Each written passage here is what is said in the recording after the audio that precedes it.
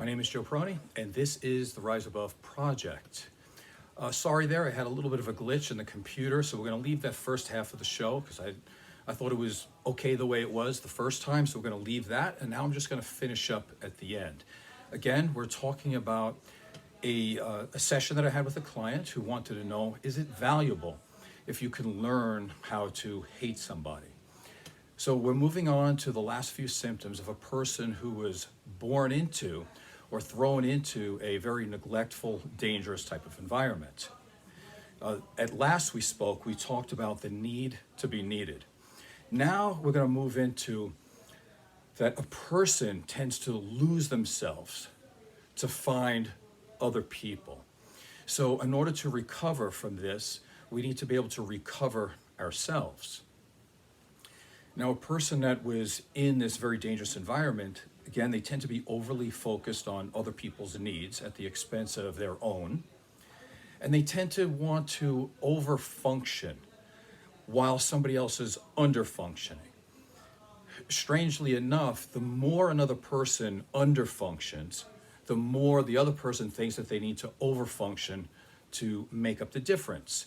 So again, they'll hold themselves to a very high regard in terms of their need to be completely responsible for things. But the people around them, they don't hold them up to a high standard to be that responsible. And in doing a lot of this, they have no idea who they are. They have no idea what they really want, other than that they're trying to keep the peace. They're trying to maintain that connection at all costs.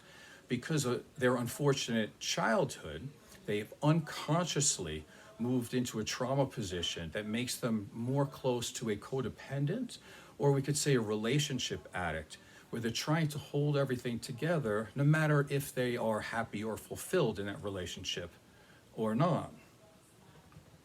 They have a lot of guilt trying to do things for themselves. They have a lot of guilt trying to do things that a partner or other people might disagree with or that they don't want them to do. They might have a lot of guilt about making appropriate boundaries. Again, why is this? Because as a child, they had no boundaries, and it became their super skill, so to speak, not to have boundaries. Because the fewer boundaries they had, the more arguments, more pain, and more abuse that they were able to avert in some way. But as they get older and they're into a relationship, it's a very dangerous thing and can very much open them up or put them in the path to be abused if they continue in this direction. Now, ironically, the worse they're treated, the better they try to treat the other person. Because they look at it like, well, it's the same thing back in their childhood. They don't feel that they're lovable, so they want to up their game. They want to maybe go towards a level of perfectionism. Because if I'm more and more perfect, then somebody, of course, would not treat me in that way.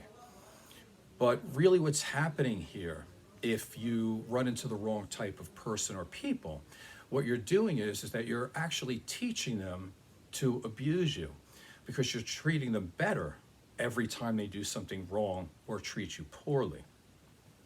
So let's go full circle here. Let's go back to the beginning of the show. The questions were, why can't I hate people?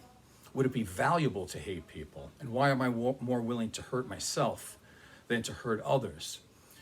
I think if we want to heal from this, we have to change the words a little bit. I understand the anger, I understand the frustration, all of that. But let's change this. Let's change it to, as somebody becomes more and more healthy and they start to love themselves and they start to raise their self-esteem and they make boundaries, what they want to do is to be able to love themselves enough that they don't put themselves in a position to be abused. So no, you don't have to hate people. It's on the other side of the equation. You have to love yourself, not to either A, put yourself in that position, or B, stay in that position. Now, why is somebody like this typically more willing to hurt themselves than to hurt somebody else? Because that mimics their whole childhood experience. And again, this wasn't a choice, it was unconscious, And it was a survival skill. In other words, they took the pain on themselves because they didn't want to hurt or rock the boat on somebody who was more powerful.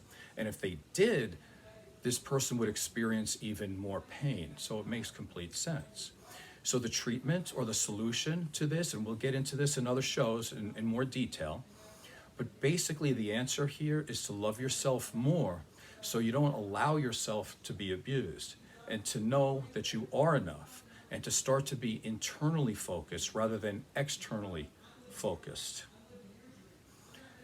I hope you found this to be beneficial to you in some way. It was probably hard to listen to in some other ways, but I thought it needed to be said. So my name is Joe Peroni. This is the Rise Above Project. Please subscribe and tell a friend. Thank you.